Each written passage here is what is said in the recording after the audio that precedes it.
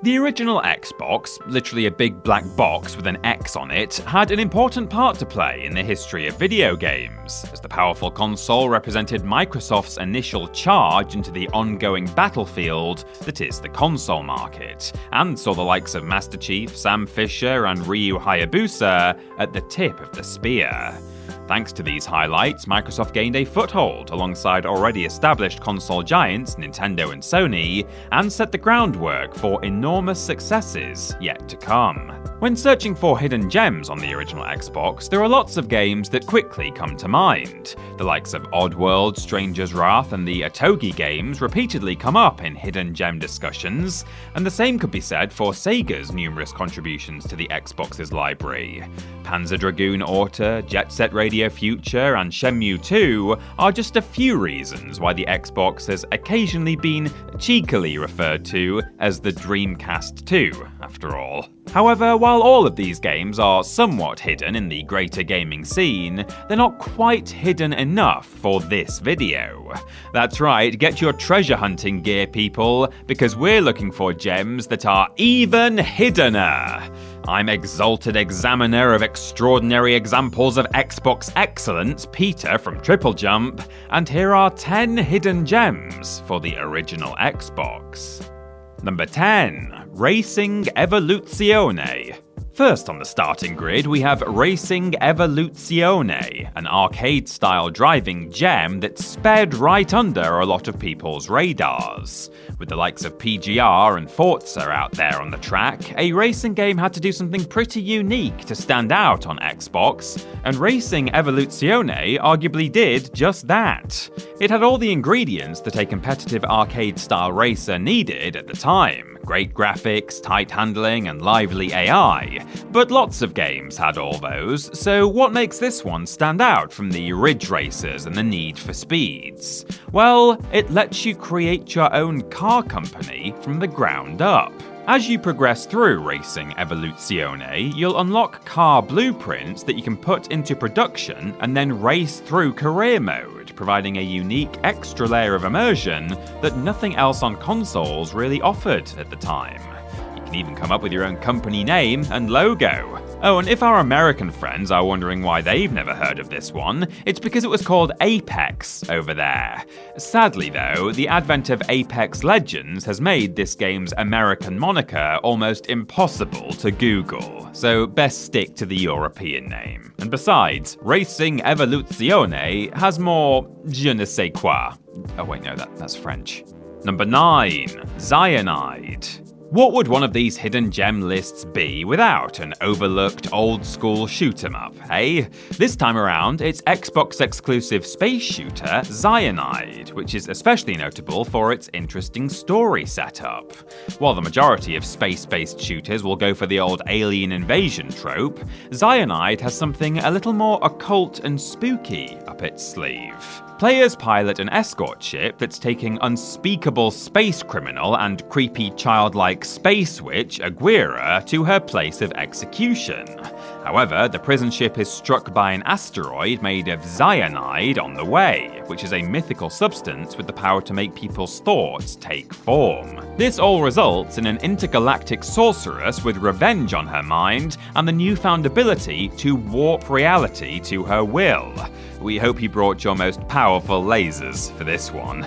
Lore aside, Cyanide is a tight and challenging space shooter with a lengthy campaign, cool bosses, and unique presentation. All of this combines to make it easy to recommend for shoot-'em-up fans, and for those who've always wondered what it would be like to see inside the mind of a terrifying space witch. I'll admit that the latter demographic is quite niche, but you never know, might be a few. Number 8. The Wild Rings. One thing the original Xbox was missing out on was a really good wrestling game.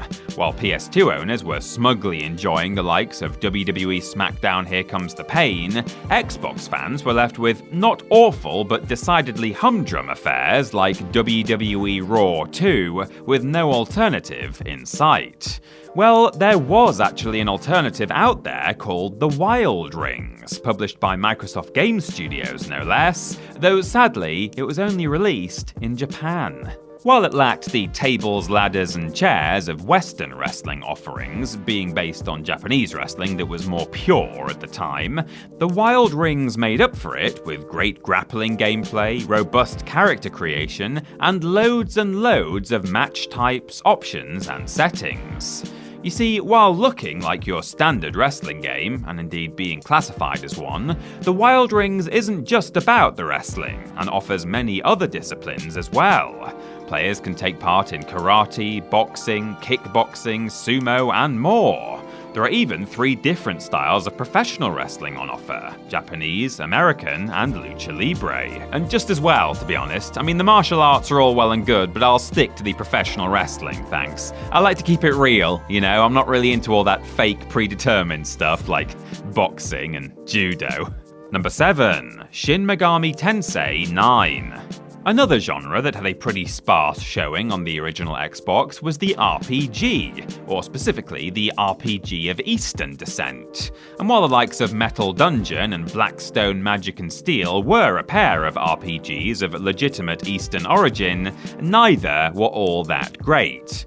Japanese Xbox owners, however, yes, all 3 of them, were treated to an entry into one of the most venerated JRPG franchises of all time, Shin Megami Tensei. Taking place between the original NES game and its sequel, Shin Megami Tensei 9 tells the story of a hero in a post-apocalyptic Tokyo who receives a mysterious email containing a program enabling him to summon demons. After unwisely not sending said email straight to the junk folder, he's embroiled in a decade-spanning adventure through a demon-infested future. While not the best game in the Megami Tensei series, Shin Megami Tensei 9 is an intriguing JRPG that nails the franchise's trademark atmosphere and offers Xbox players their own exclusive dip into the lore of that demon-summoning world. It would also mark the first and last time the series showed up on an Xbox console as an RPG until the recent Persona re-releases. But who knows, maybe a Microsoft console will see another exclusive Megami Tensei in the future. No, that's not gonna happen, is it? Number 6. Death Row. We're heading into the world of futuristic violent sports for our next entry as we take a look at Death Row. Looking like a spiritual successor to old-school greats like Speedball 2, Death Row puts players in control of a blitz team and sends them off into a sci-fi world of single or multiplayer sporting mayhem. The sport of blitz itself takes inspiration from a number of real-world equivalents, including rugby, hockey, basketball, and American football. And Death Row provides 18 teams to choose from, with 180 unique players between them. The basic goal of Blitz is to get your energized disc through the opposing team's hoop, and how you go about this is up to you. Skillful dodging is certainly a legitimate tactic, but so is just battering your opponent so that none of them are able to stand up for long enough to stop you. While Death Row did not include an online multiplayer mode, which almost certainly held it back at the time, it did offer top-notch chaotic fun if you had a few friends over and enough controllers to go around. Many profanity-laden insults will be heard from players and in-game competitors alike as the matches progress, and arena obstacles and pitch mines all add to the sense of violent frivolity. Yes, there's nothing quite like inviting the gang over for a spot of Blitz. Number 5. Advent Rising. Advent Rising is probably best known today as one of those games that was hyped up to be the next big thing, but ultimately failed to make a splash. The first part of a planned trilogy that never came to fruition, it probably sounds to you like one of those big budget failures you sometimes hear about. An Anthem or a Too Human, if you will. But despite an average critical reception at the time, modern hidden gem hunters have found that Advent Rising offers a very interesting experience, and wasn't a failure at all in that sense. Though it mostly plays like a standard third-person shooter, Advent Rising features a unique flick aiming mechanic, in which players lock on to an enemy by flicking the right analog stick in the desired direction. It definitely takes some getting used to, but eventually feels intuitive, and ultimately frees up another controller button for different combat options. Advent Rising was bright, well-written, and action-packed, and was a fun experience for those willing to dive in, despite unusual targeting gameplay putting many would-be players off the game. To be fair, the elongated character models might have put off a few prospective buyers too, but if you're willing to learn a new gameplay mechanic and look past the disproportionately large legs, you might find something you like here. Number 4. Raises Hell.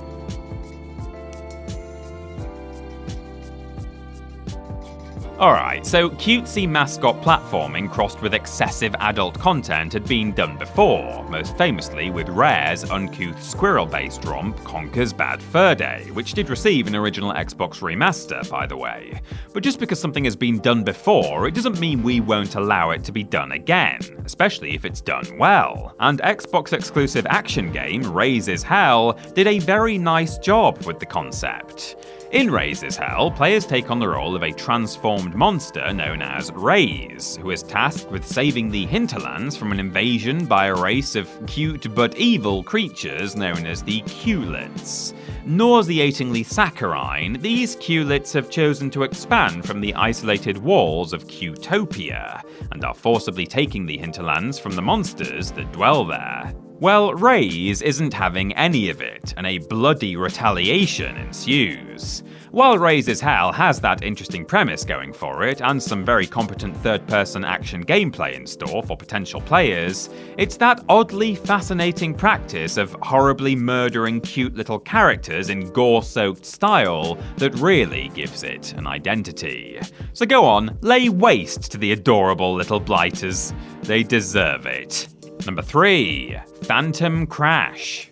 While the original Xbox is home to a few mech-based games, they tend to be full-on combat simulators with serious military storylines. Phantom Crash offers mech-based carnage, but this takes itself a little less seriously. The mechs are referred to in-universe as Scobies, the first character you interact with is a cat AI called Salsa, and the gameplay is more like arena-based vehicular combat than serious mechanized warfare. In the game, players pilot their chosen mech in explosive tactical arena battles, and the aim is to earn enough money in these matches to upgrade your mech and hit the higher leagues.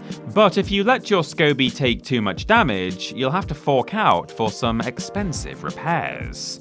The trick is to bail on the match when your earnings are good, but before you take too much damage yourself. Get this balance right, and you'll be equipping your ride with overpowered ordnance in no time. The mechs look great, the characters are fun, the combat is satisfying, and the sense of progression is addictive, making Phantom Crash a great option for those in the market for some giant robot on giant robot action with a more light-hearted tone. It's just good, harmless, mech-mashing fun for all the family. Number 2. Phantom Dust. What happens after a phantom crash? Well, someone has to sweep up all the phantom dust, I suppose. The next game on our list combines action-adventure with card battling strategy in a way that's considered ahead of its time. Developed by Microsoft Game Studios, Phantom Dust, of absolutely no relation to Phantom Crash, was released only in Japan and the US, and put players in the shoes of an Esper, a man who can control the dust that covers the surface of a post-apocalyptic Earth. Outside of battle, players explore and further the story, talking to NPCs and uncovering tantalizing lore details, as well as sorting out their equipped abilities, deck builder style. Once heading out on a mission, players will use their equipped deck of skills in battle against various enemies, and can find and use abilities dotted around the battlefields. Although it reviewed very well, Phantom Dust performed poorly in the sales stakes, and the potential franchise was put on the back burner despite the likes of Microsoft Gaming CEO Phil Spencer repeatedly and publicly supporting the game. The good news is, if you're interested in this action strategy card battling hybrid, a remastered version was released as a free-to-play game on Xbox One and PC in 2017. It's not often these hidden gems are so easily and freely attainable, so why not give it a download and get yourself into some Phantom Dust-ups. And number 1, Breakdown. Telling the story of a mysterious underground facility that appears to be home to strange invincible beings known as the Tlan, Namco's Xbox-exclusive action-adventure Breakdown represents an interesting mix of styles that came before it and some that have developed since. Breakdown is played from a first-person perspective and spends a lot of effort on making the experience especially immersive, with Super Soldier protagonist Derek Cole able to have detailed interactions with everything from weapons and ammo to burgers. What results is an experience that feels somewhere in between Shenmue and Mirror's Edge. Most reviewers at the time had mixed feelings about Breakdown's approach, praising its story, action, and immersion, but finding the movement and design disorienting. However, most retrospective accounts from gamers tell tales of a captivating adventure that's as memorable as it is unique. It even has some decent first-person beat-em-up mechanics. Breakdown's detailed movement and experimental style aren't going to be for everyone, and the game's insistence on sticking to a realistic first-person perspective means that when Cole has been flipped head over heels by a Tlan attack, players are likely to get dizzy spells. However, those undaunted few who are willing to push through will find an absolutely fascinating experience. Everyone else, though, will probably just have a breakdown.